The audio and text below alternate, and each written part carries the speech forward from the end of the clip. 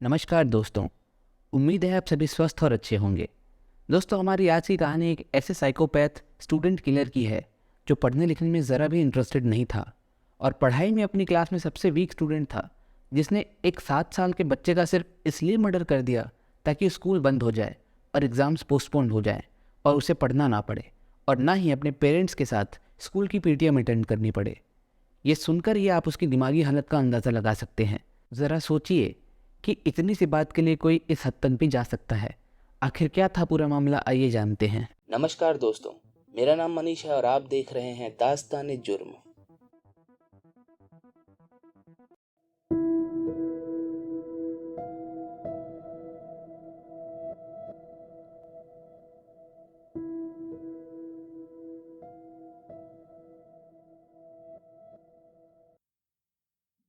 8 सितंबर 2017 की सुबह 8:05 पर गुड़गांव स्थित रायन इंटरनेशनल स्कूल के बच्चों के वॉशरूम में से स्कूल के दो टीचर्स अंजू और जेएस थॉमस की चीख सुनाई पड़ती है, जिसमें वो दोनों ये कहते हुए पाए जाते हैं कि जल्दी आओ, प्रद्युम्न को चोट लगी है और खून भी बहुत ज़्यादा बह रहा है। जल्दी से गाड़ी निकालो, इसे हॉस्पिटल ले जाना पड़ेगा। ये सुनकर पूरे स्कूल में अफरा तफरी मच जाती है। प्रद्युम्न एक 7 साल का बच्चा था जो रायन इंटरनेशनल स्कूल में सेकंड क्लास में पढ़ता था। उसके गले पर किसी ने धारदार चाकू से बड़ी बेरहमी से वार किया था। उसकी ट्रीटमेंट के लिए उसे स्कूल के वाइस प्रिंसिपल की गाड़ी में लिटाकर स्कूल के पास स्थित बादशाहपुर हॉस्पिटल लेकर के जाते हैं। उस हॉस्पिटल में प्रद्युम्न को ऑक्सीजन लगाया जाता है और उसे लाइफ केयर हॉस्पिटल में रेफर कर दिया जाता है। इसी बीच प्रद्युम्न के पेरेंट्स को भी इन्फॉर्म किया जाता है कि उसे चोट लगी है और उन्हें भी हॉस्पिटल बुला लिया जाता है। उसके पेरेंट्स तुरंत लाइफ केयर हॉस्पिटल पहुंचते हैं। उन्हें प्रद्युम्न की गंभीर हालत का ज़रा भी अंदाज़ा नहीं था और उन्हें लग रहा था कि कोई छोटी मोटी चोट लगी होगी और प्रद्युम्न जल्दी ही ठीक हो जाएगा। लेकिन डॉक्टर्स प्रद्युम्न को मृत करार देते हैं। ये बात सुनकर उसके पेरेंट्स के हाथ पैर एकदम ठंडे पड़ जाते हैं। उन्हें ये समझ ही नहीं आता कि आखिर ये हुआ क्या और कैसे हुआ, और स्कूल स्टाफ भी दंग रह जाता है। स्कूल स्टाफ से प्रद्युम्न के पेरेंट्स को पता चलता है कि जब मॉर्निंग में प्रद्युम्न वॉशरूम गया था तब किसी ने उस पर धारदार चाकू से हमला किया और उसका गला रेत कर उसकी हत्या कर दी। मामला मीडिया में पहुंचता है और हर तरफ न्यूज़ चैनल में इसी न्यूज़ की चर्चा होने लग जाती है, जिसकी वजह से गुड़गांव पुलिस पर काफ़ी ज़्यादा प्रेशर बनने लगता है और पुलिस अपनी इन्वेस्टिगेशन शुरू करने के लिए वॉशरूम के पास में ही लगे सीसीटीवी कैमरा फुटेज का सहारा लेती है। सीसीटीवी फुटेज से ये बात सामने आती है कि सुबह 8 बजे प्रद्युम्न वॉशरूम में गया था, लेकिन 8 बजे से पहले एक और शख्स उस वॉशरूम में दाखिल हुआ था और 8:05 के बाद ही वो उस वॉशरूम से बाहर आया था। यानी कि कत्ल होते वक्त भी वो शख्स उसी वॉशरूम में मौजूद था और वो शख्स था उसी स्कूल का एक बस कंडक्टर अशोक। पुलिस उसे हिरासत में लेती है और मीडिया के सामने प्रद्युम्न के कातिल के रूप में पेश करती है और प्रद्युम्न के कत्ल के 2.5 घंटे बाद ही कातिल पुलिस की गिरफ्त में आ चुका था। अब इसके बाद मीडिया की बदौलत ये खबर पूरे देश में तेजी से फैल जाती है और पूरे हिंदुस्तान में रायन इंटरनेशनल स्कूल के खिलाफ एक आक्रोश उमड़ उठता है और सभी लोग स्कूल की सिक्योरिटी पर सवाल उठाने लगते हैं। आखिर दिन दहाड़े सबकी मौजूदगी में इस तरह से किसी मासूम बच्चे का कत्ल कैसे हो सकता है? ये नकारा सिक्योरिटी का अंजाम नहीं तो और क्या है। इधर दूसरी तरफ गुड़गांव पुलिस इस कत्ल की अपनी एक थ्योरी मीडिया को बताती है, जिसमें वो कहती है कि सीसीटीवी फुटेज के मुताबिक 8 बजे प्रद्युम्न वॉशरूम में दाखिल हुआ था और 8:02 पर अशोक वहां गया। करीब 8:03 पर उसने प्रद्युम्न की हत्या की होगी और 8:05 पर अशोक वॉशरूम से बाहर आ गया और इसके बाद ही शोर मचना चालू हुआ होगा। दूसरी तरफ कत्ल के दौरान वहीं पास में ही मैदान में मौजूद स्कूल के माली से पूछताछ में वो बताता है कि जब हत्या के बाद शोर मचना शुरू हुआ था तो सबसे पहले उसने शोर मचाते हुए अशोक को ही देखा था, जिसके कपड़ों पर खून के धब्बे भी उसने देखे थे। और उसके शोर मचाने के बाद ही वो दो टीचर्स अंजू और जेएस थॉमस वहां भाग कर आए थे और प्रद्युम्न का खून से सना हुआ शव देखकर शोर मचाने लगे थे। इन सब में हैरान कर देने वाली बात ये थी कि पहले तो अशोक ने खुद ही शोर मचा करके सबको इकट्ठा करना शुरू किया था, फिर बाद में वो ये कबूल करता है कि उसने ही प्रद्युम्न का गला रेता है। मीडिया को दिए गए अपने बयान में वो ये कहता है कि मैं बच्चों के टॉयलेट में था, वहाँ गलत काम कर रहा था, तभी वह बच्चा आ गया, उसने मुझे देख लिया, मैंने उसे पहले देखा, धक्का दिया, फिर खींच लिया, वह शोर मचाने लगा तो मैं डर गया, फिर मैंने उसे 2 बार चाकू से मारा।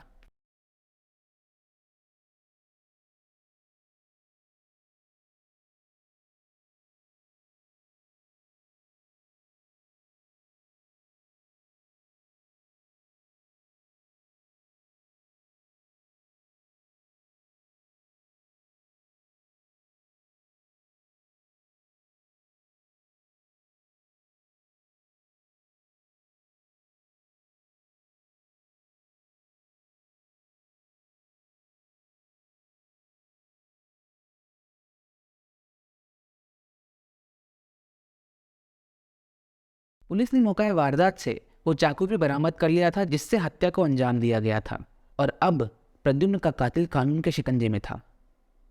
दोस्तों, कितनी आसानी से ये सब हो गया ना। रायन इंटरनेशनल स्कूल में सुबह 8 बजे एक 7 साल के मासूम बच्चे का मर्डर हुआ। 2.5 घंटे के अंदर ही गुड़गांव पुलिस ने अपनी ब्रिलियंट इन्वेस्टिगेशन की बदौलत मुजरिम को पकड़ भी लिया और उसे हिरासत में ले लिया। लेकिन ये इस केस का अंत नहीं था। जी हाँ दोस्तों, इस केस की इन्वेस्टिगेशन तो अब शुरू होगी। दरअसल सबने ये मान लिया था कि बस कंडक्टर अशोक ही असली कातिल है, मगर प्रद्युम्न के पेरेंट्स को ये यकीन था कि अशोक ने उनके बच्चे की हत्या नहीं की है। आखिर उसकी प्रद्युम्न से क्या दुश्मनी हो सकती थी? ना ही वो उस बस में जाता था जिसका अशोक कंडक्टर था और ना ही वो उसे किसी भी माध्यम से जानता था। और कत्ल करने के बाद कोई मुजरिम कत्ल किए गए हथियार को मौकाए वारदात पर क्यों ही छोड़ेगा और इतनी आसानी से क्यों ही कोई अपना जुर्म कबूल करेगा? उस वॉशरूम में बाकी स्कूल स्टाफ भी जाया करते थे, तो अशोक ऐसे में प्रद्युम्न के ऊपर हमला करने का रिस्क क्यों लेगा, जबकि वो आसानी से ऐसा करते हुए किसी की भी नज़र में आ सकता था। और केवल सीसीटीवी में उसको वॉशरूम में आता जाता देखकर ये नहीं कहा जा सकता कि उसने ही इस हत्याकांड को अंजाम दिया है। सीसीटीवी में अशोक के अलावा और भी कई सारे टीचर्स और स्टूडेंट्स को आता जाता देखा गया था, तो केवल अशोक ही क्यों, कोई और क्यों नहीं? अशोक को हिरासत में लिए हुए 1 हफ्ता निकल चुका था, लेकिन प्रद्युम्न के पेरेंट्स अभी भी ये कह रहे थे कि कातिल कोई और ही है और वो सरकार से इस मामले की सीबीआई जांच की मांग करने लगे। साथ ही साथ अलग अलग जगहों पर प्रद्युम्न के असली कातिल को पकड़ने के लिए लोगों द्वारा धरना प्रदर्शन किया जा रहा था और उन लोगों द्वारा भी सीबीआई जांच की मांग की जा रही थी। सरकार पर बहुत ज़्यादा प्रेशर था और 15 सितंबर 2017 को प्रद्युम्न केस कोर्ट द्वारा सीबीआई को हैंडओवर कर दिया गया।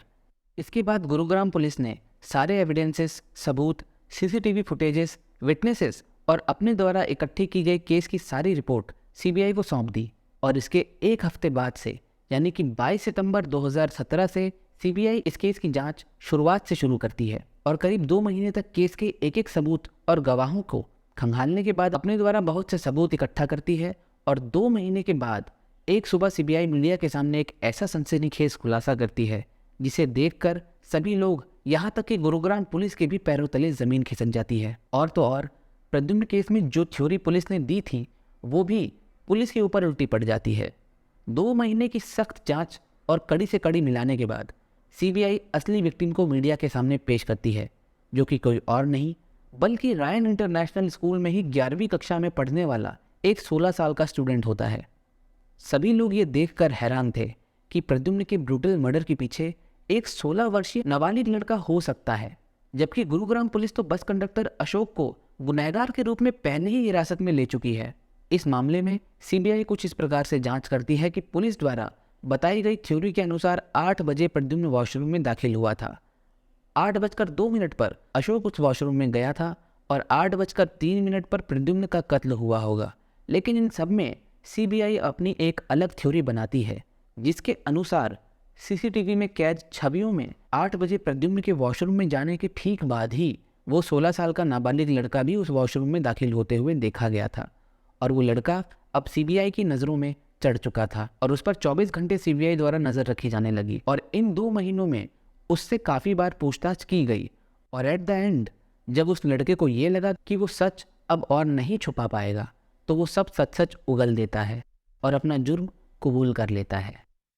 सीबीआई ने इसके ऊपर अपनी एक अलग थ्योरी बनाई जिसमें वो बताती है कि गुरुग्राम पुलिस के अकॉर्डिंग सुबह 8 बजे प्रद्युम्न वॉशरूम में दाखिल हुआ था और 8:02 पर अशोक उस वॉशरूम में गया था, लेकिन 8 बजे के बाद और 8:02 से पहले ये 16 साल का नाबालिग शख्स उस वॉशरूम में गया था और 8:01 पर उसने इस कत्ल को अंजाम दिया होगा और अशोक के वहाँ पहुँचने से पहले वहाँ से भाग गया होगा। उसके बाद जब 8:02 पर बस कंडक्टर अशोक वॉशरूम में दाखिल हुआ तो उसने खून से लथपथ प्रद्युम्न के शव को देखकर शोर मचाना चालू किया और सबसे पहले माली को खबर की और उसके बाद बाकी सारे टीचर्स को। जब उस 16 साल के लड़के से यानी कि असली कातिल से कत्ल करने की वजह पूछी गई तो उसने जो जवाब दिया उसे सुनकर सीबीआई और पुलिस दंग रह गई और जनता में उसके खिलाफ आक्रोश उठ गया।